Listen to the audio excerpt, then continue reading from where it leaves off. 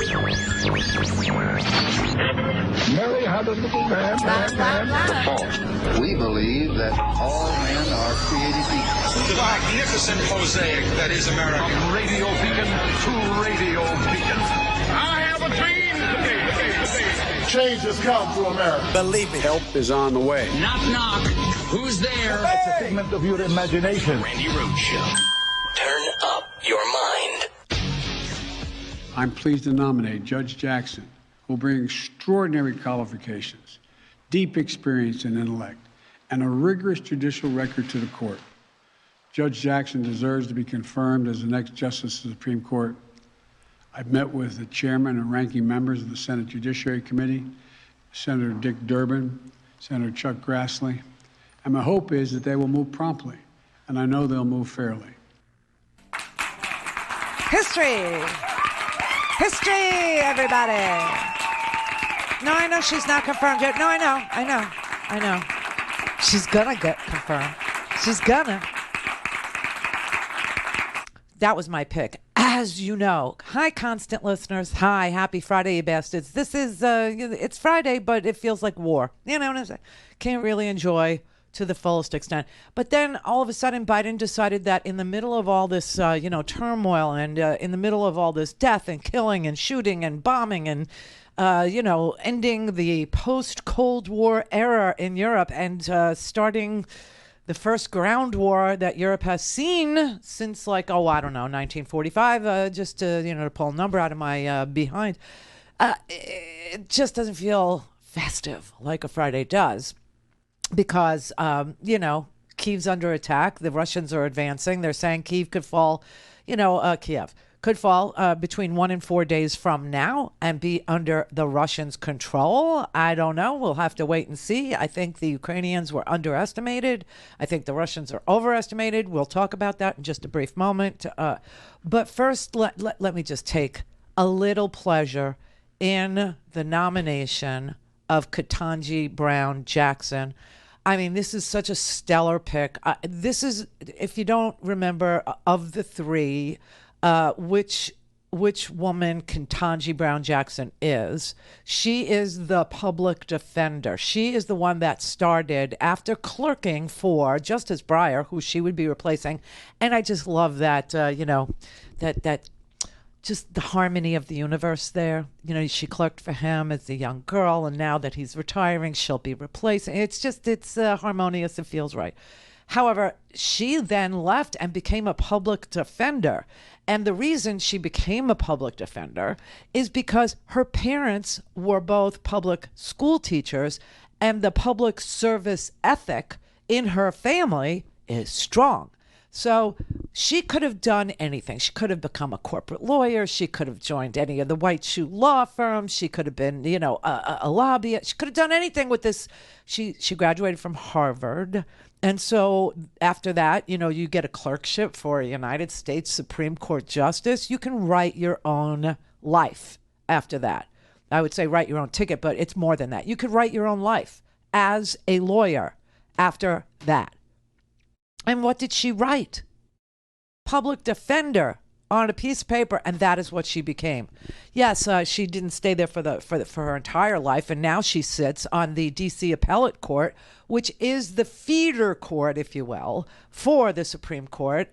So many people come from that court and then end up on the Supreme Court, and because it's one of the most politically charged courts there is, because it hears cases that happen in the district in Washington, D.C. So there's a lot of politics that appears before that court. And so that is, a wonderful place to choose future Supreme Court justices from, right? And so that's where she came from. The other beautiful part about her is that she has just recently been confirmed to the D.C. Appellate Court. And the Senate had to just confirm her in 2021. So it's only a year ago. And she got 3 Republican votes. What's so fascinating is just how, Lindsey Graham's head's going to spin around like Linda Blair. And he was for her. He was one of the 3 GOP votes for her back in 2021 and now in 2022, he's, all childlike and, parasitical. And I can't get anything out of this. So now I'm against her. I was for her before I was against her. I was for the $87 billion before I was, yes, the flip-flop thing. Okay. The other two Republicans are probably the ones that you think of when you think of Republicans who have a middle ground in them. And that would be Lisa Murkowski of Alaska and Susan Collins of Maine. And those were the three GOP votes. So I just know, first of all, she only needs 50 at this point, and it doesn't seem like Manchin or Sinema are opposed in any way, shape, or form to her. So there's 50 votes there without any Republicans. But then they're going to start feeding us this line of garbage about how Supreme Court nominees should be bipartisan picks. They should be confirmed in a massively bipartisan way, or Americans will lose faith in the court. I think that's a done deal. I think that ship has sailed. I think with the Kavanaugh thing, I think it's pretty much over. Listen, it should have been over with the Clarence Thomas thing. It should have been over when Anita Hill was able to tell you that man was talking about pubic hairs on Coke cans and wanting her to watch Long Dong Silver with her. I think it should have been over then. And then it should have definitely been over when we found out his wife, Ginny Thomas, is literally using her Supreme Court Justice husband for an entree into Republican fundraising for uber ultra-right, psycho groups that want to secede from this here union. Anyway, so, this idea that it has to be bipartisan, oh, F you. And those are the best two words in the world today. You know that, right? Did you see the story about the Ukrainian, I guess there were soldiers stationed on a Snake Island, which is a little island off of Crimea, and the Ukrainians came to get them, the Russians came to get them. I'll show you that too. But anyway, I just want you to meet Katanji Brown Jackson, Katanji. I don't know why am I calling her Katanji? Katanji Brown Jackson. This woman is incredible. There is nothing about her that anyone could possibly not like. I am truly humbled by the extraordinary honor of this nomination, and I am especially grateful for the care that you have taken in discharging your constitutional duty in service of our democracy with all that is going on in the world today. I also offer my sincerest thanks to you as well, Madam Vice President, for your invaluable role in this nomination process. I must begin these very brief remarks by thanking God for delivering me to this point in my professional journey. My life has been blessed beyond measure, and I do know that one can only come this far by faith. Among my many blessings, and indeed the very first, is the fact that I was born in this great country. The United States of America is the greatest beacon of hope and democracy the world has ever known. I mean, all that's missing from that is apple pie, right? I mean, how could you not like this woman? Her first thanks is to God, and then she tells you how she loves America, and also she's the mother of two girls. Her brother is a former police officer, former military officer who served in the Middle East for 2 tours of duty. Her mother and father are public school teachers. Well, her father was a public school teacher. He taught, I believe he taught history. And then he decided that he wanted a law degree. And so he went back to school when she was 4 years old and went to law school and became an attorney. And this is her first memory of being mentored. She said she remembered sitting at the kitchen table watching her father read his law books and how her public school mom supported the family through his transition from public school teacher to lawyer. It is the most American story in the history of America. And so how could you vote against something like that? Now, she's the one that wrote the decision that said Don McGahn needs to testify, right? And also that Donald Trump should turn over his papers because he's not a king. A things Randi at RandiRhodes.com. Go for launch. Speaking truth to power, the Randi Rhodes Show. Justice Breyer, the members of the Senate will decide if I fill your seat, but please know that I could never fill your shoes. To my dear family, those who are here with me now and those who are watching from home, I am forever indebted to you for your love and support. To my beloved husband, Patrick, thank you for being my rock today and every day for these past 26 years. How could you not love her? How could you not? She's amazing. Katanji Brown Jackson, amazing. Well, let me end by sharing an interesting coincidence that has actually meant a great deal to me over the years. As it happens, I share a birthday with the first Black woman ever to be appointed as a federal judge, the Honorable Constance Baker Motley. We were born exactly 49 years to the day apart. Today, I proudly stand on Judge Motley's shoulders, sharing not only her birthday, but also her steadfast and courageous commitment to equal justice under law. Judge Motley's life and career has been a true inspiration to me as I have pursued this professional path. And if I am fortunate enough to be confirmed as the next Associate Justice of the Supreme Court of the United States, I can only hope that my life and career, my love of this country and the Constitution, and my commitment to upholding the rule of law and the sacred principles upon which this great nation was founded will inspire future generations of Americans. And there it is. The reason why some people are going to hate her. I don't know if it's the estrogen or the melanin, or maybe it's the combo package. Maybe it's the combi. You know, she seems to be a timely, appropriate, airtight candidate. But, you know, just like you just asked, how could you not love her? I feel like Fox News is going to try to give you a ton of reasons not to. No, I think they only have two. They have two, and they'll either be estrogen, melanin, or the combination of the estrogen and the melanin. I mean, honestly, yeah.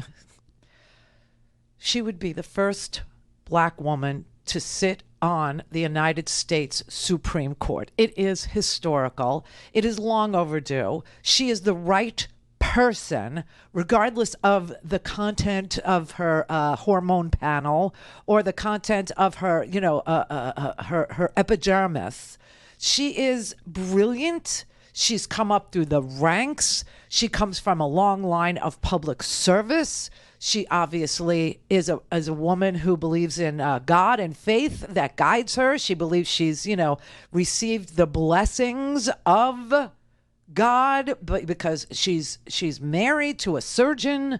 She's got two daughters. She's actually mentioned in her very brief speech there. That's another good thing about her brevity. Loved it.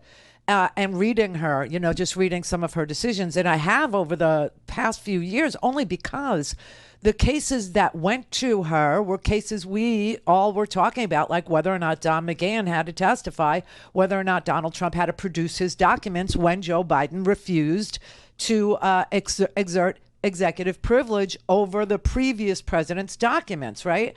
Now, Katanji, when she was on the appeals court in D.C., she said the former president is not president. The former president is not a king. And even she said, and he needs to turn over his papers.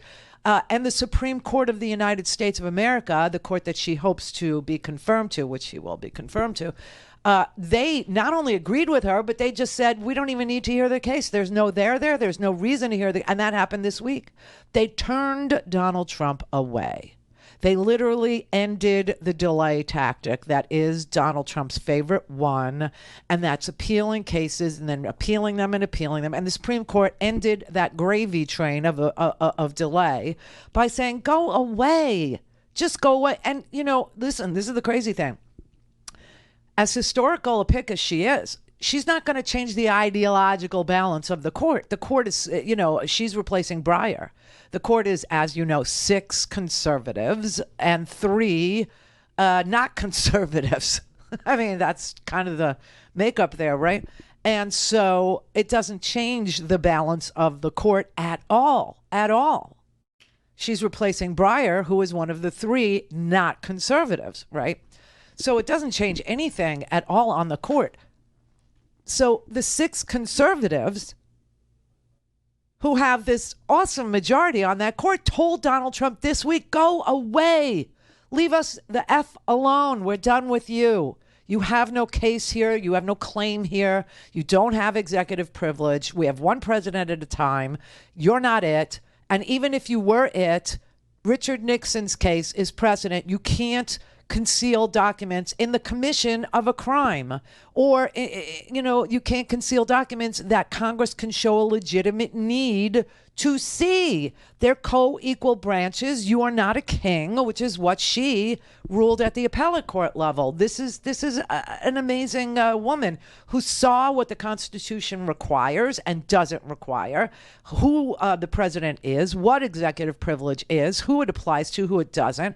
And she actually wrote the opinion that said the former president of the United States is not a king, and the Supreme Court agreed with her. So, she's amazing. She obviously has everything that you would want in a Supreme Court justice, and you know that because she's just been vetted by the Senate for the federal bench. She just got confirmed to the D.C. Court of Appeals in 2021. It's 2022. I don't think anything terrible happened in between. Do you? No. So, Gary in Fort Lauderdale. Hello, Randy. Hello. Hey, do you think that this time the Republicans' excuse will be that there's a war going on and we can't vote? I'm serious. I bet we'll hear it. Sorry? I said I bet we'll hear it. From who? Somebody. From who? Yeah, from some senator or some congressman. Yeah, but we only need 50 votes, and I know. None of ours are going to say something stupid like that. Yeah. Well, I thought you'd get a kick out of that. I know. It's either too soon to an election or we're at war now. Right. You're right. They're always kicking the can because they're very creative. Very creative in their lying and their deception and their delay and all that crap. World class. World class, yes. Have a nice weekend. You too, my friend.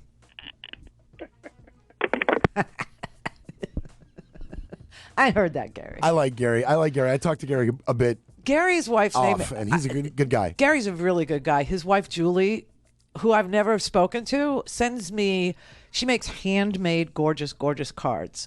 And she never misses the chance to send me a handmade, gorgeous card for Christmas or for Thanksgiving.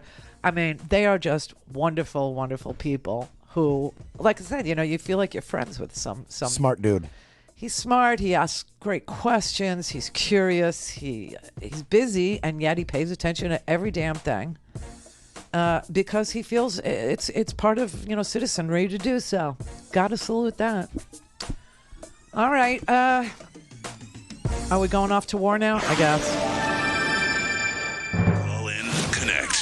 To speak to Randy, call 561-270-3844. 561-270-3844. Want to hear the Ukrainian national anthem? Huh?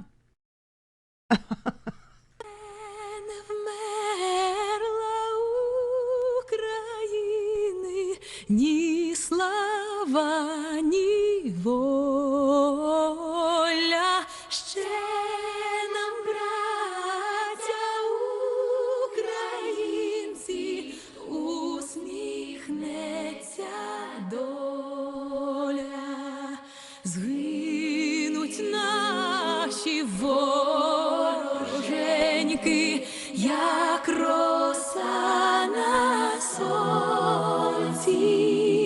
Запануєм ми, браття, у своїй сторонці. Ту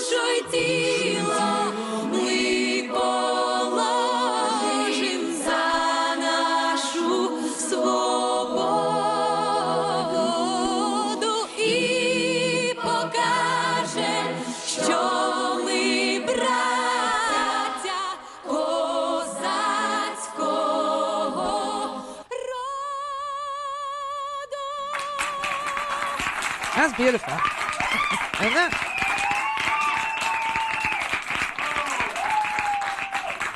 Are we going to get hit with copyright? Slava Ukraini. Yeah, I don't know.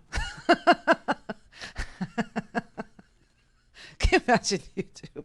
YouTube pulls us down for playing the Ukrainian national anthem. I swear to God, it's like you can't play any music at all. You can't even think about music. You can't quote music. You can't, do anything near music. And they want to know why we've become so cold and empty and nasty and hateful. It's the removal of music from our online lives. I'm more afraid of 7 seconds of Bruce Springsteen than I am 7 seconds of the F word. That's the truth.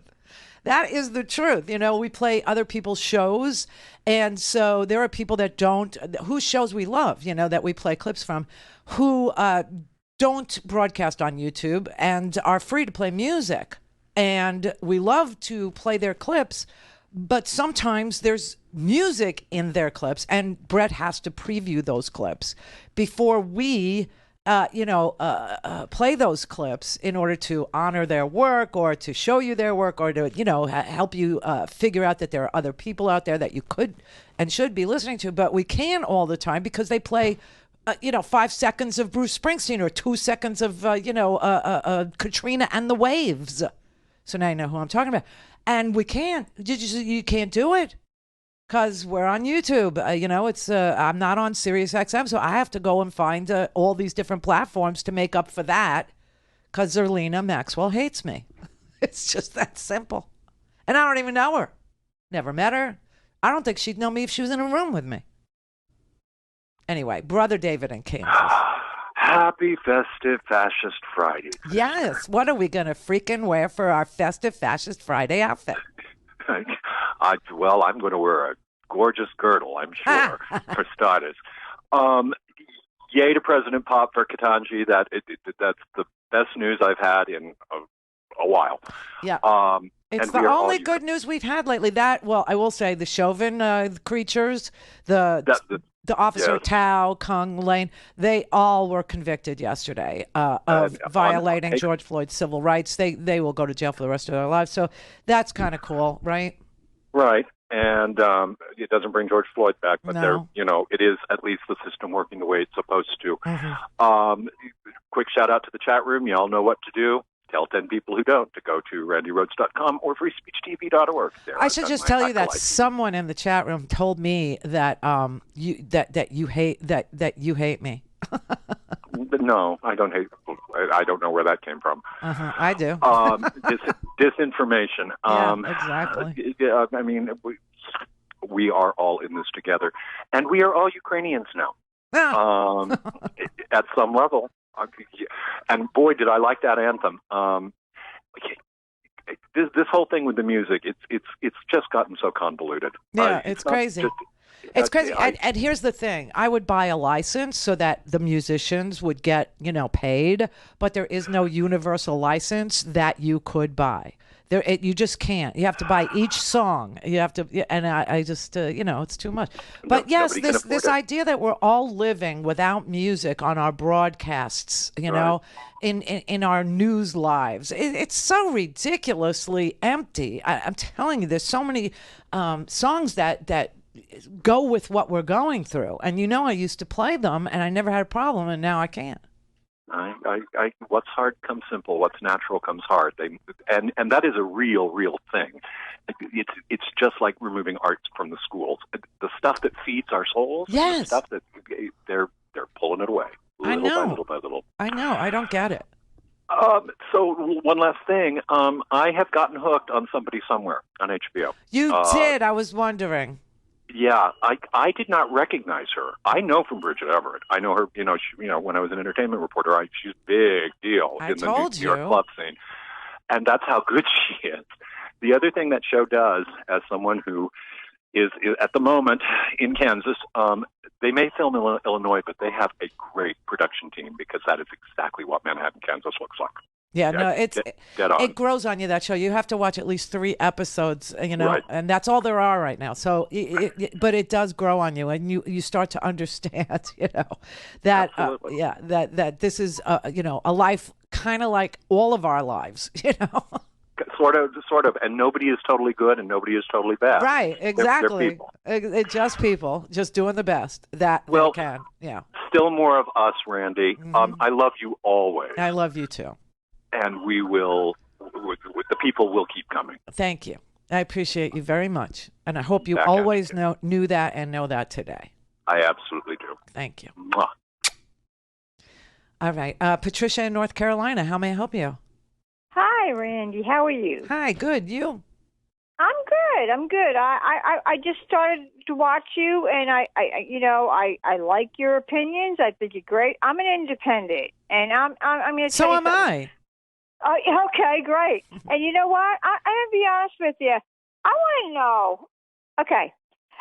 Everybody, I'm not going to go off course here, but everybody, why is it, being independent, I do what I want to do. I have my own beliefs, and you know what? Nobody's going to tell me, against the, taking shots or whatever. I think everybody has their own. What you have to do with your own body is what you do with your own body. Okay, but. Unless you're contagious. Well, you know what? I'm going to be honest with you. I've been my daughter. Well, and if you can hear the way I'm talking, I'm not originally from North Carolina. I'm from New Jersey. So we moved down to North Carolina to get. Okay, we're going to run out of time, Patricia. Why did you call? No, what was the? I wanted to say why isn't Biden not putting sanctions? Why is he wait? Why are we always late to the table with this guy? Okay, there are massive sanctions on Russia right now, and this afternoon we'll probably hear sanctions on Putin personally.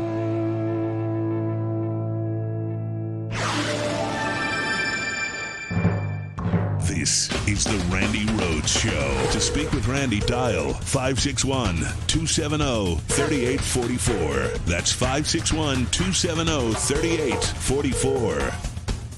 President Biden today made good on his threat to deliver swift and severe consequences to Russia's economy. Lawrence, I was involved in 2014, and today's sanctions are orders of magnitude stronger than the ones we did back then.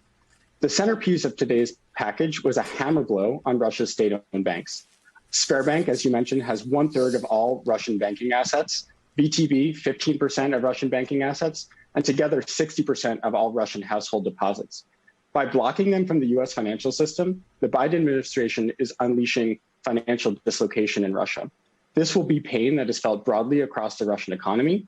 It will be pain that is visible to everyone around the world, and it will make clear to everyone around the world that Putin's unprecedented invasion of Ukraine, brazen aggression against innocent Ukrainians, comes with very steep price. Additionally, the export controls you mentioned are not insignificant either. The multilateralism bringing together allies in Europe and Asia means that Russia's technology sector is going to become increasingly backward in the decades to come. So I think the bottom line is not only are these sanctions going to hit Russia immediately and send the Russian economy into a tailspin, but Russia's capacity to do harm, Russia's power is going to be significantly dampened so long as Putin's president because of these unprecedented sanctions. Okay, so just in case, North Carolina, Jersey girl, just in case I was misunderstanding you and you were asking me not why Biden hasn't put sanctions on Putin, but why did it take him this long? Just in case that's really what you meant to say, I'll answer that too, okay? Because if we would have sanctioned Vladimir Putin before he did anything to Ukraine, he would have used it as an excuse to do everything to Ukraine that he's already doing to Ukraine. And so Biden wanted to have clean hands. Biden didn't want to have anybody in this world, Germany, Poland, any of our allies, France, the UK, Canada, didn't want anybody in the world to give Vladimir Putin one shred of an ink splotch on a piece of paper that Putin could react to in a negative way. That's why he waited. That's why he waited until Vladimir Putin started shooting. Because otherwise, he would have said, look at America. Who the hell do they think they are? organizing the world against good old Russia. So that's why. It's not late, it's on time. And it, listen, I could sit here and tell you, it takes time to build a coalition and that, to get Germany to actually turn their back on Nord Stream 2, which is already built, but to turn their back on it, billions of dollars in development for a pipeline that's already laid underneath the sea, bypassing Ukraine. But that's not the reason. That's not the real reason. The real reason is because we did not, as the leader of the free world, which America still is, we didn't want to give Vlad, the impaler there, any reason to do anything at all to Ukraine. And so we can say clearly and crystal clearly that we did nothing to provoke him in the slightest. Not that he needed to be provoked in the slightest. This man is He's back crap. He's deranged. People who saw the two speeches that he gave, people who saw the way he treated his own intel officers, this crazy scene of him sitting in the Kremlin, at a table with his cabinet members across the room, far, far, far away, as if they were children sitting in a classroom, and asking them to come up to the microphone and profess their undying devotion to his decision to attack Ukraine. It was very sick and twisted. But then he got on the TV later that night and he gave this massively deranged speech. And then today, I'll have you know, he started calling Ukrainians Nazis. This is like really, really twisted stuff. But that's what he did. He got on the TV and he started talking about Nazis and that the Ukrainians were being taken over by Nazis and nationalists. I would like once again to address the Ukrainian army men. Do not let these nationalists use you, use your women, your children, your elderly, to use them as human shields. It will be so much easier to talk to you and to negotiate with you than with this gang of Nazis that has captured Kiev. This gang of Nazis that has captured Kiev. I have news for you. This gang of Nazis is led by Jewish people. Zelensky is Jewish, and so is, I believe, his Secretary of State. So the reason why he's calling them Nazis is because Vladimir Putin knows there are Nazis in Ukraine. He knows that because he created them. He knows that because in the what I like to call the secessionist East of Ukraine, which is really very much like the secessionist South in the United States. It's that same mindset. We live here, but we don't want to be associated with this particular government. We live here, but we want to overthrow our own government. We live here, but the South's going to do it again. We're going to rise up. We're going to have another civil war. Okay. So Vladimir Putin knows what he's done in the eastern portion of Ukraine. He knows what he did in the Donbass region, which is the Confederacy of Ukraine, right? And he knows that because he paid those people to be, that's why they're called Russian-backed separatists. Yeah, they're really a confederacy of dunces, but that's where the Nazi problem is. You know, whenever you have this ideology of separating yourself from the country that you live in favor of some clandestine way of governing or some old way of governing or some, throwback way of treating people or looking at people or, doing your daily work, and it has nothing to do with modern life anymore. So it seems like that is the jumping off point for Nazi fascism. Because we have it here too. Our military is ate up with Nazis. But anyway, Vladimir Putin knows that there are Nazis in Ukraine, but they're in the Donbass region. And he knows that because he paid them. They actually have a name. They're called the Azov Battalion. Back in 2014, they were I guess there were up to 3,000 of them. But that was 2014. So, now it's 2022 and there's a tiny little remnant, of them. But that's why he's calling them Nazis. It's propaganda for him. So he creates the Nazi situation, and then he points at the Nazi situation, and he says, look, there's Nazis. That's what he's doing. I mean, look, I got to tell you, Vladimir Putin is a world heavyweight champion liar, and the only other liar I've ever seen that could give Vladimir Putin a run for his lying lies is Donald Trump. I've never seen liars like that in my life, but, you know, the Russians always had a reputation for being world-class heavyweight champion liars because they had to be. They had to be. The neighbors, you know, in an Eastern Bloc country like that, behind the Iron Curtain like that, with Stasi police and secret police and, you know, informants and all that stuff, and the way that the Soviet Union wiretapped people and eavesdropped on neighbors and so you had to become a liar. You had to. It's part of the culture of survival. But it's 2022 now. He doesn't have to lie, okay? He doesn't have to cheat. He doesn't have to steal from his own people and then lie and cheat about it. But that's what he's chosen. This is the business he has chosen. And you know what's really creepy? Okay, think of that. Think of that, what I just referenced, okay? Because here's another scene out of The Godfather that's playing out in real time. So, Volodymyr Zelensky, they're both named Vladimir, okay? But Volodymyr is the Ukrainian version of Vladimir. So, Volodymyr and Vladimir, they're going at each other. Okay, so Volodymyr asks Vlad if they could meet and have a discussion about peace, about the territory, about keeping the peace. Right? And Vlad's like, sure. Yeah, sure. And suggests that Zelensky go to his territory. Yeah, that Zelensky go to Belarus, which, you know, is run by, a Putin sycophant, okay? A Putin puppet. A guy who is just so paid by Putin to be Putin's puppet. Okay.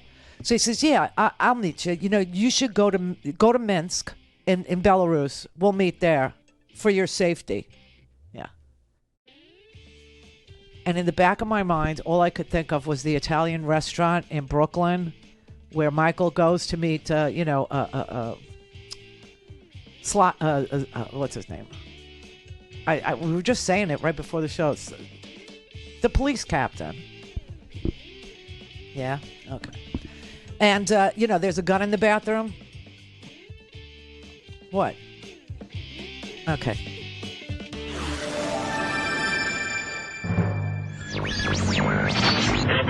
Mary had a little man. The fault. We believe that all men are created equal. To the magnificent mosaic that is America. From radio beacon to radio beacon. I have a dream today. Change has come to America. Believe me. Help is on the way. Knock, knock. Who's there? It's a figment of your imagination. Randi Rhodes Show.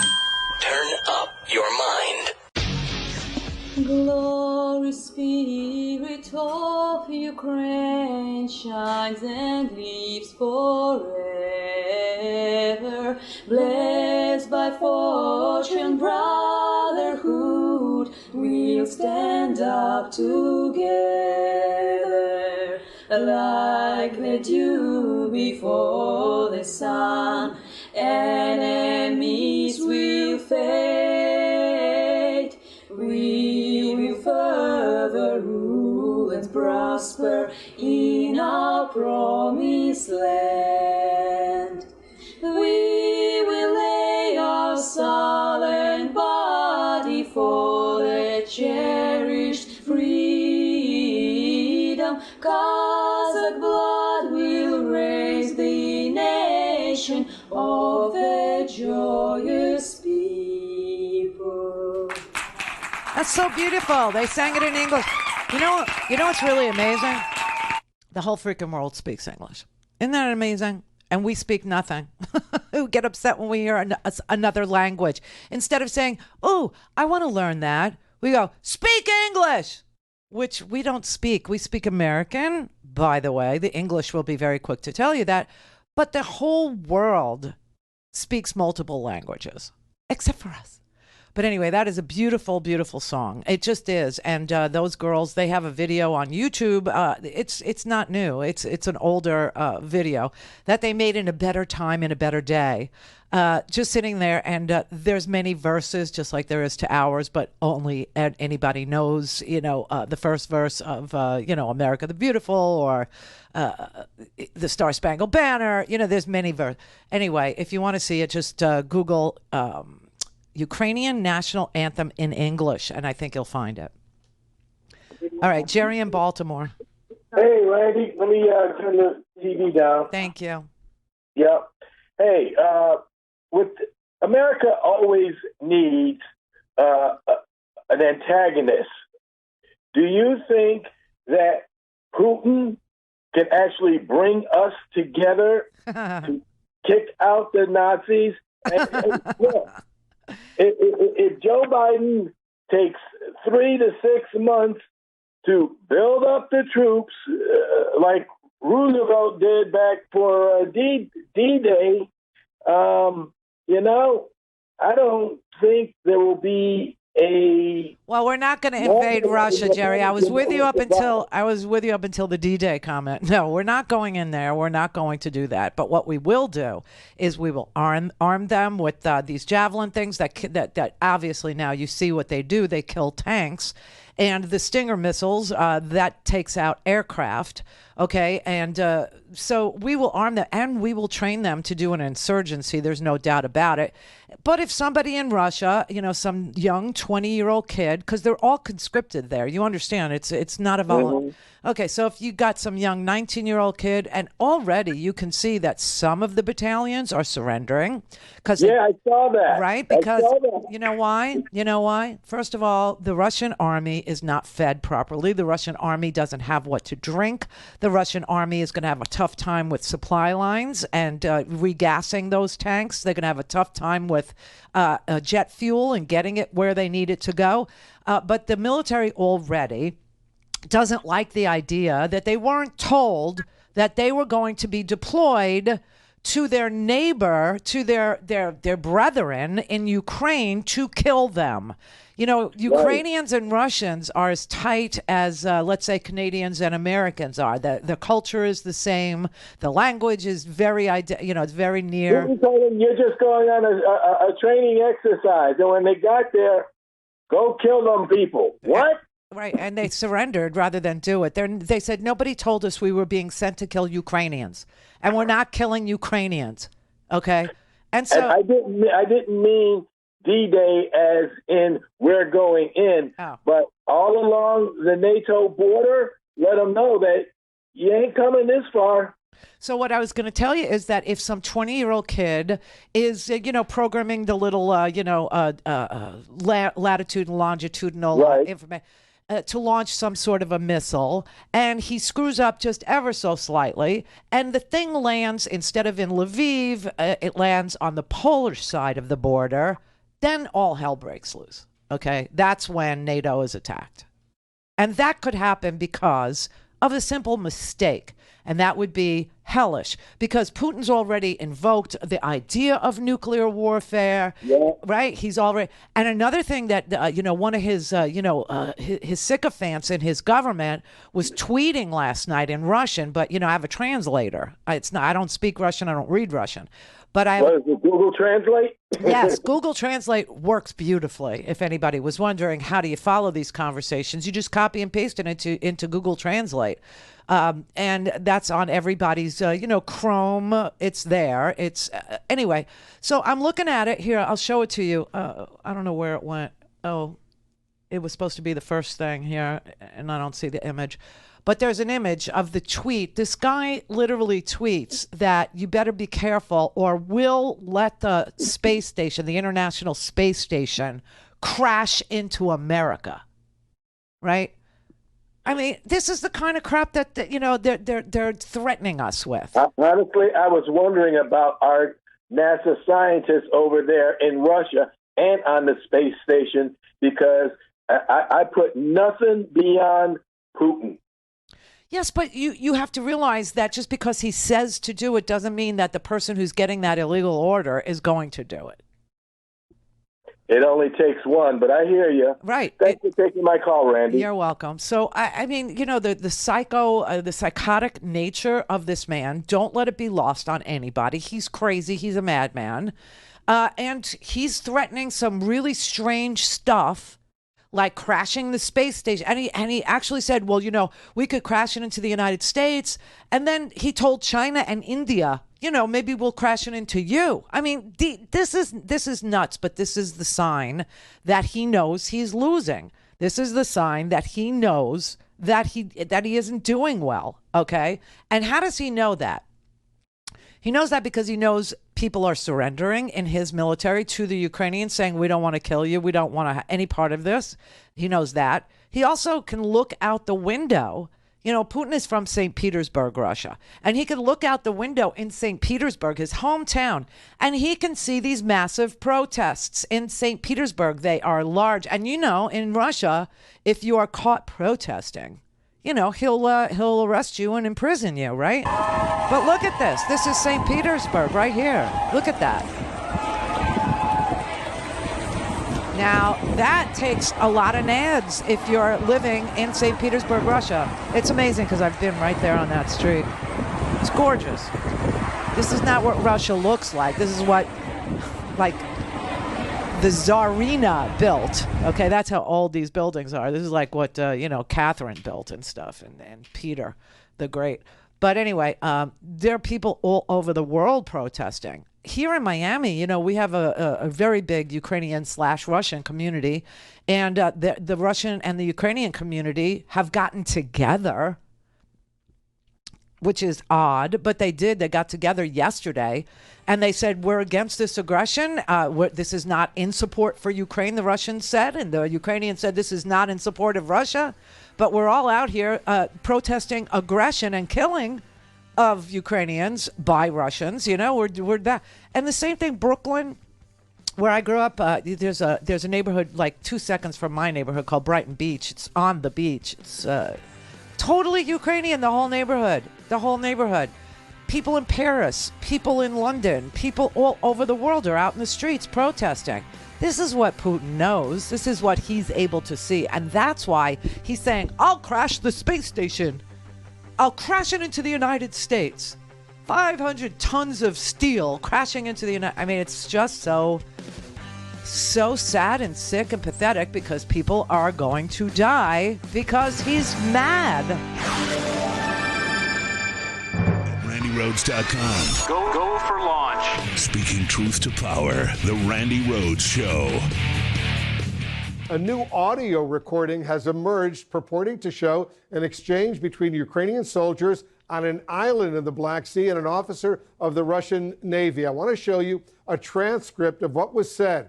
An officer on the Russian warship apparently approached the island and told soldiers, and I'm quoting now, "This is a Russian military warship. I suggest you lay down your weapons and surrender to avoid bloodshed and needless casualties. Otherwise, you will be bombed." To which a Ukrainian soldier responded, "Russian warship, go F yourself." It appears that may have been the Ukrainian soldiers' last words. We are told all of the Ukrainian soldiers there, all of them were killed. They did not provoke anybody to do anything.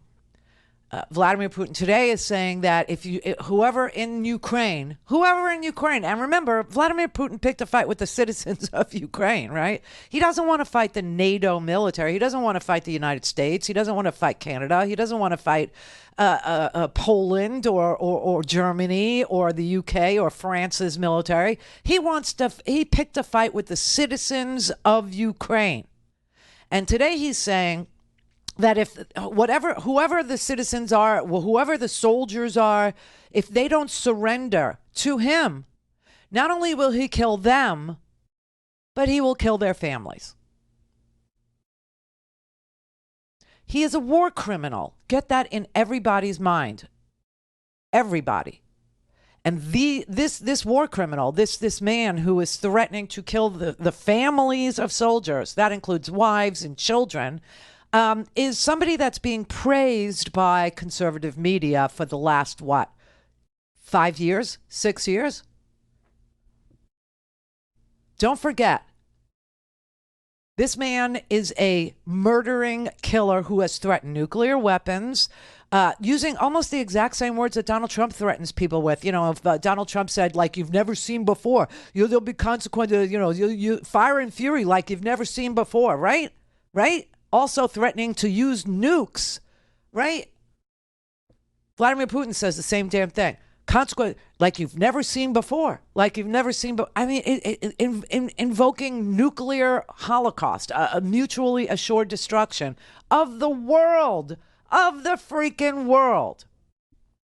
At this point, I would like to tell you how sanctions weren't late, but what really is going to come too late. And it always does.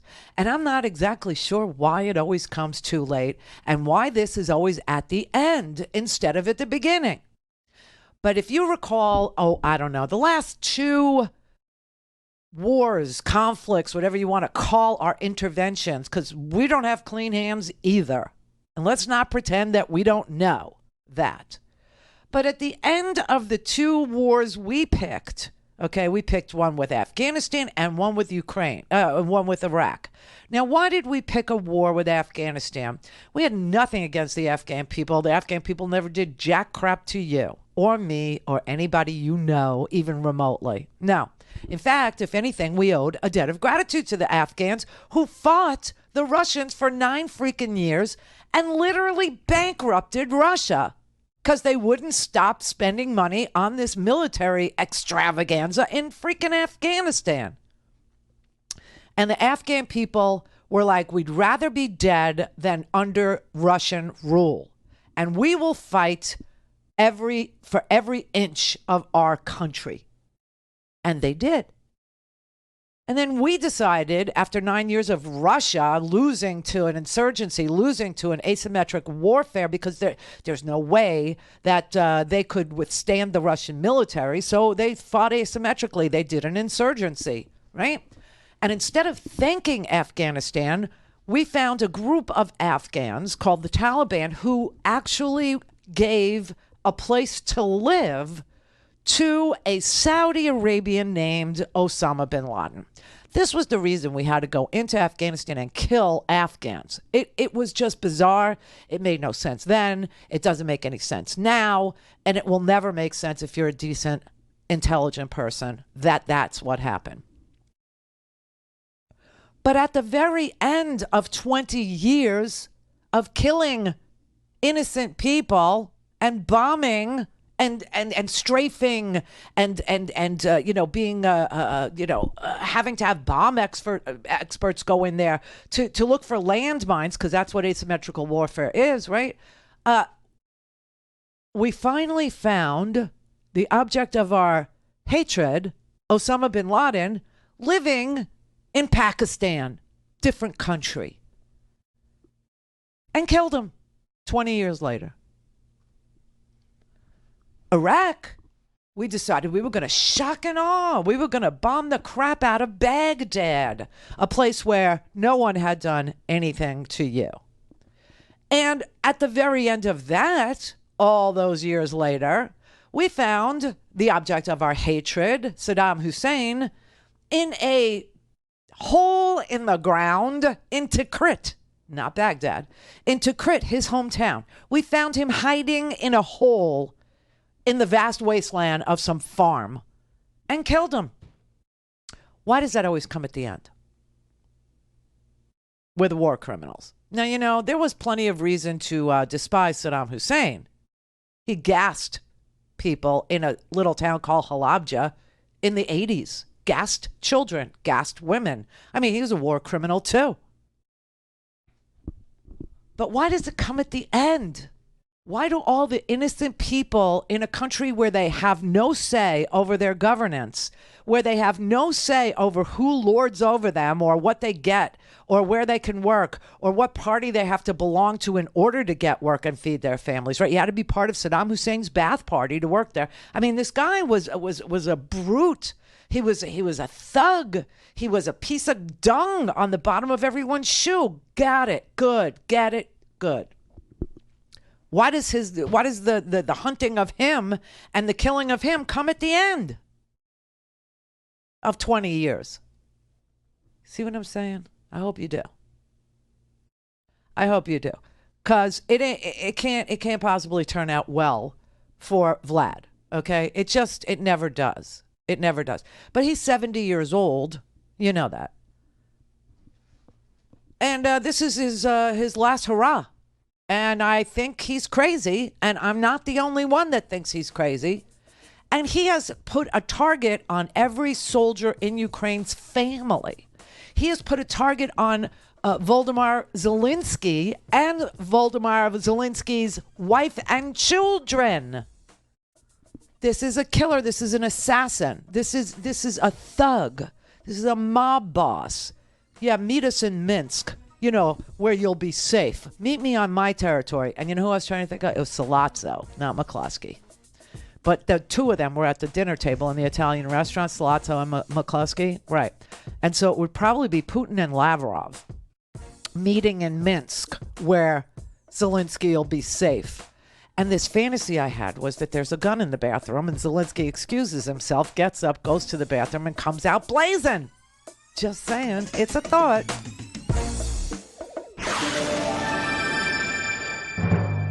Call in, connect. To speak to Randi, call 561-270-3844. 561-270-3844. I would say that the Russians have underperformed and the Ukrainians have overperformed.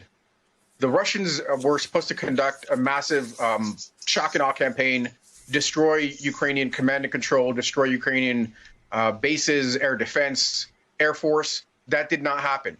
As a matter of fact, the Ukrainian Air Force was flying, and there's a rising myth of the ghost of Kiev, one MiG-29 pilot that shot down 46 aircraft, which is pretty amazing feat. That's an ace right there. Yeah. But there are these stories emerging of great heroism on the part of the Russians, and on the other side, on the part of the Ukrainians, and on the Russian side, what's fascinating is the captured Russian soldiers, including one airborne officer, captain from an elite unit, that said he had no idea he was landing in Ukraine and being forced to attack Ukraine.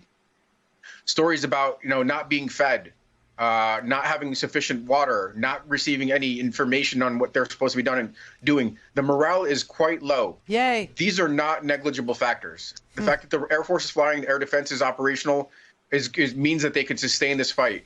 The Russians have an overwhelming advantage. They're likely to go low, which means they're going to go after these cities and after morale targets and population centers. It's frankly surprising they haven't done that. Of course, they can't do that for their own domestic population. Right. But there's something to be said about the Russian way of war, as indicated in Syria, where they targeted mosques, hospitals, schools.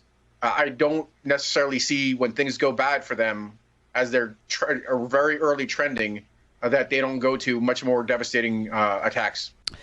Thank you, Lieutenant Colonel Alexander Vindman, who is Ukrainian, as you know. This is amazing. The Russians always fight like war criminals. Okay, they attack. The first target they hit was Natalia Butenko's preschool, her kindergarten. That was the first place they shelled. Remember that? That was the beginning of everything that happened.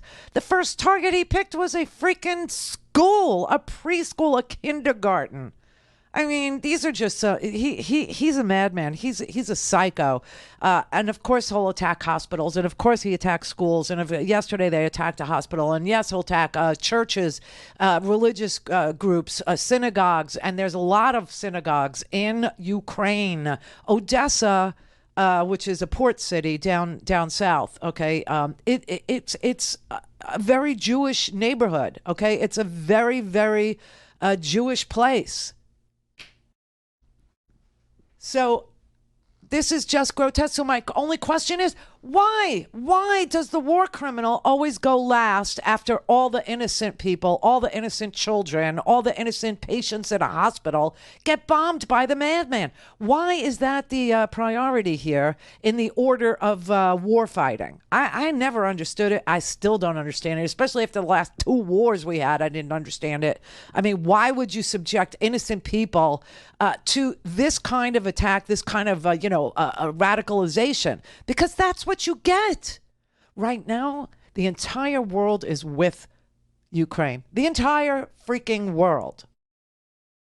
I can't think of a place on this planet, from the UAE to Paris to London to New York, London, Paris, Munich. Am I allowed to even, quote M? Without getting a copyright infringement slap? I don't know. But, why is that the order of things? Why is it? It's wrong, but he knows, the madman does, the war criminal does. He knows that his soldiers are surrendering. He knows that that story that Vindman just told you about the officer, that was an officer. That was a captain in the Russian military who said, I had no idea where I was going. And when I got there, I found out I was supposed to kill Ukrainians. I'm not doing it. I'm out. You don't get to be out if you're in the military, especially not the Russian military. Now, I have a lot of friends who were conscripted in Russia. Serge, some of you might know Serge's name. Anyway, Serge has been my friend for, 25 years or some crazy amount of time like that. So Serge was conscripted in the Russian military, and he was deployed to Azerbaijan because, Putin really's got this, just like Trump hates Muslims. Yeah. And people who aren't, I don't know, German in Trump's case, and in Vlad's, Caucasian. So anyway, Serge was deployed to Azerbaijan to, kill Muslims. And he was in a tank, because that's pretty much what Russia has, howitzers. And he was in a tank, and he was in the turret. And one of the Azerbaijanis got a shot off and was able to, land it in the turret of the tank that Serge was in. Serge was set on fire. Mm-hmm. Yeah, he's a beautiful boy. He looks like, I've always said this, he looks like John Bon Jovi. Who, I know what John Bon Jovi looks like. But anyway, Serge looks just like him. It's crazy. They're like twins. And his body was burnt like to a crisp. I will tell you, Russian doctors, unbelievable. They pieced him back together like a freaking quilt. All skin grafts. Serge's whole body looks like a quilt. It's all skin grafted. But as soon as he, was out of the military, and as soon as he was able, he's Ukrainian too. He freaking fled, came here, moved to Brooklyn, Brighton Beach. That's how I know him. You see what I mean? So these people don't want to do this. This is not anything they're into. What's really sad is the Russian people are going to get hit with these sanctions too, The Russian people aren't going to be able to see one of the systems they talk about, that SWIFT system, which is basically, I got a really good explanation last night from Stephanie Rule, who is, she's like the senior business person at MSNBC. They just gave her Brian Williams' old show, The 11th Hour, because Brian retired after 28 years. Anyway, they gave her the show. And so last night, she was cross-promoting it with Ali Velshi. And she was like, listen, if one more person talks to me about why Biden didn't turn off the SWIFT machine, I'm going to, just throttle them. I'm so done. And she explained it nice and tight. So this is why the SWIFT machine isn't turned off by Joe Biden. If I hear one more time people saying to the president, why didn't you turn the SWIFT off or refer to it like it's a bank? It's not ours to do, right? You said it just a moment ago. It's not like it's a bank. What it really is sort of a secure email network, right? Between 200 different countries and 11,000 financial institutions. And they use this network so they can move money legally. It is member owned. It is not owned or controlled by the U.S. government. And while the president was being peppered with questions of why isn't the U.S. government doing this, people didn't realize he also said, well, some of our allies, i.e. European countries that rely on it, they don't want it. So let's just be clear. Is how many of those companies pay for gas exports. Okay. And Ali, there's another issue. Russia actually has its own SWIFT-like system. It's not as good as SWIFT, but it's okay. If they suddenly weren't allowed to be part of SWIFT, what would that do? That would force them to use their own system, and it would strengthen their system. And we don't want that. You do that, and the West starts to lose central control of global finance, and we don't want to do that. Got it? Good.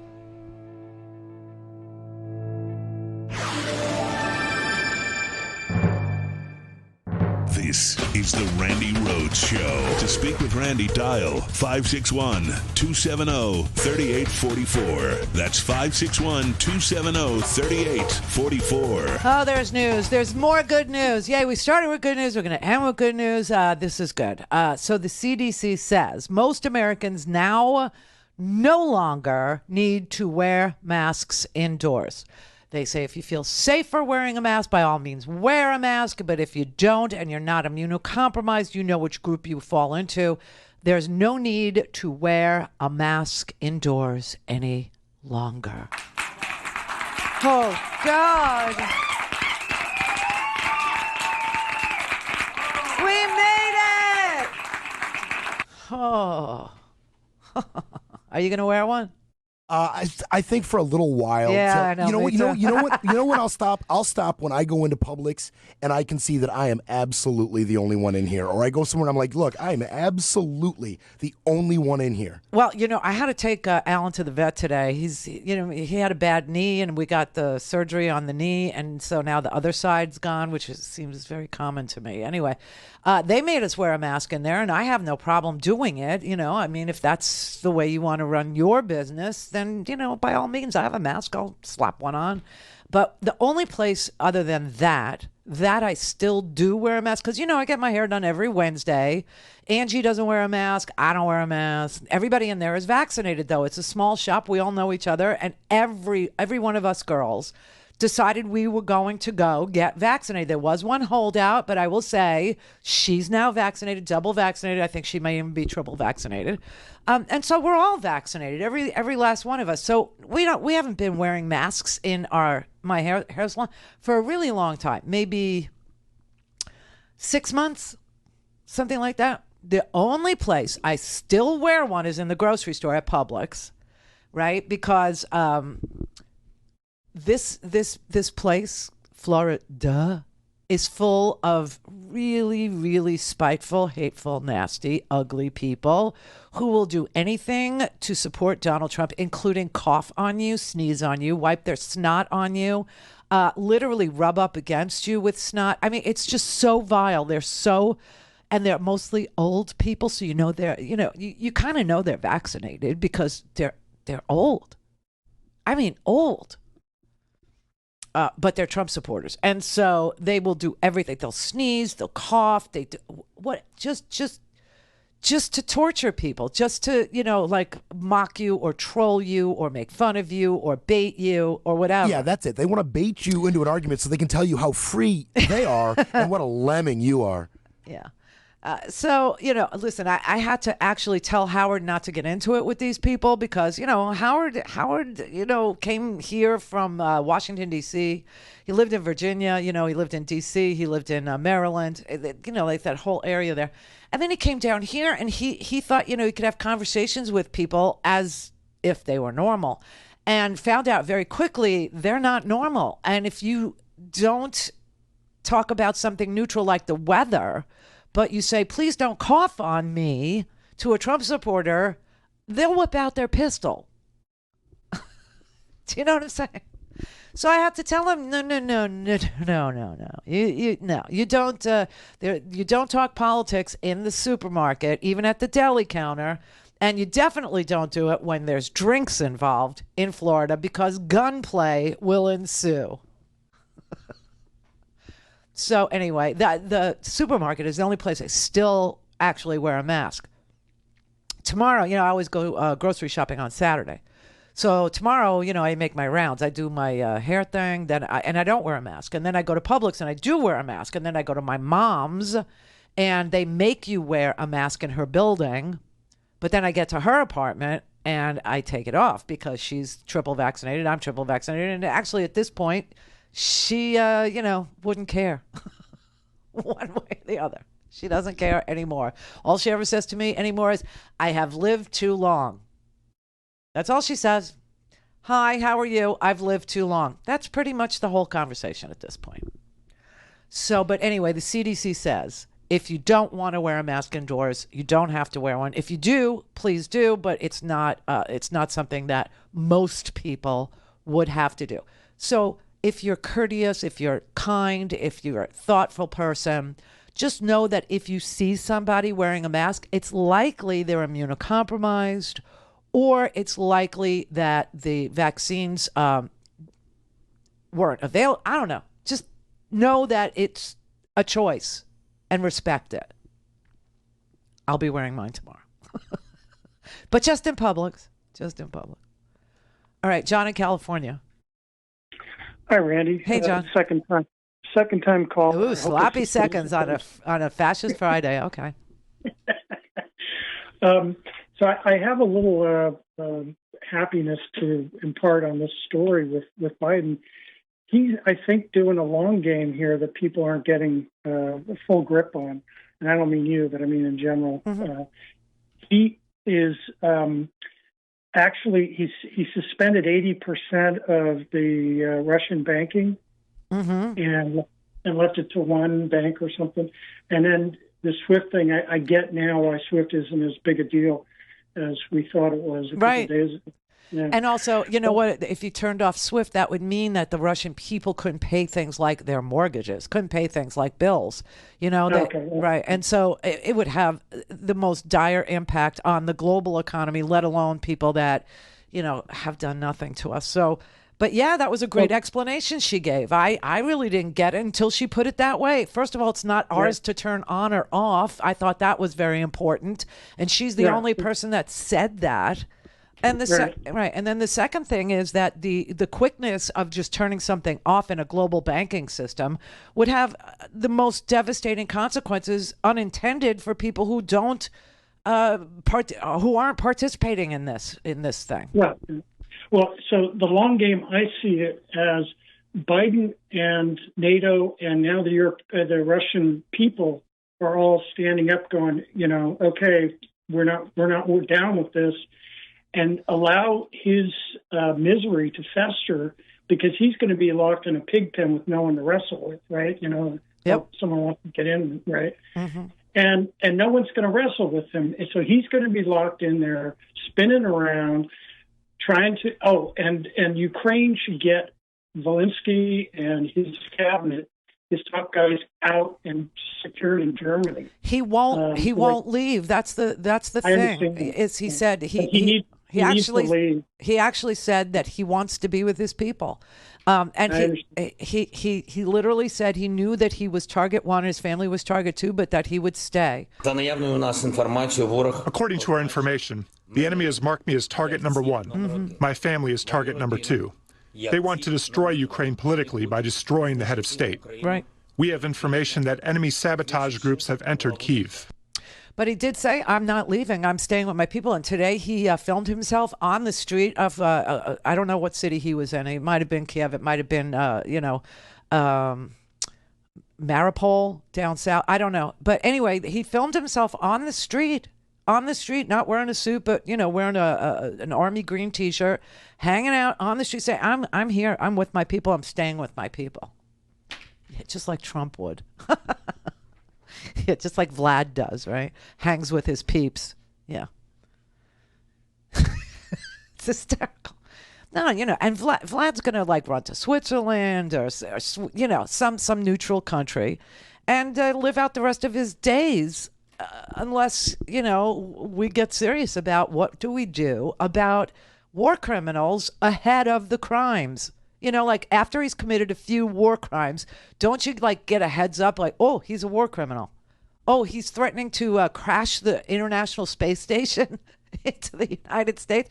Oh, he's threatening mutually assured destruction. He's threatening a nuclear holocaust. And he does have these short-range nuclear missiles. He has those, too, right? It's very sick. It's very sad. But, it's like a Bond movie. But just remember, in this country, you have people that are literally rooting for the villain in the James Bond movie. It's sad. It's sick. But I will tell you this.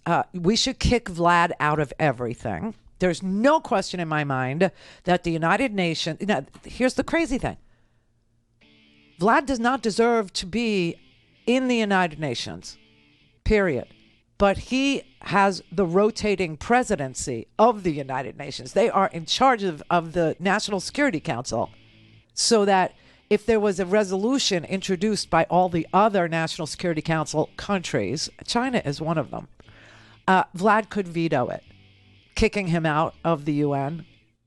But Congress, just so you know, our Congress is trying very hard to pass a resolution that would, they have no say over what the UN does, but that would show the UN that America is totally for kicking Vlad out of the UN. And that's a very bipartisan piece of legislation to kick Russia off the UN Security Council. It's very bipartisan. All right, listen, have a weekend. Try to relax.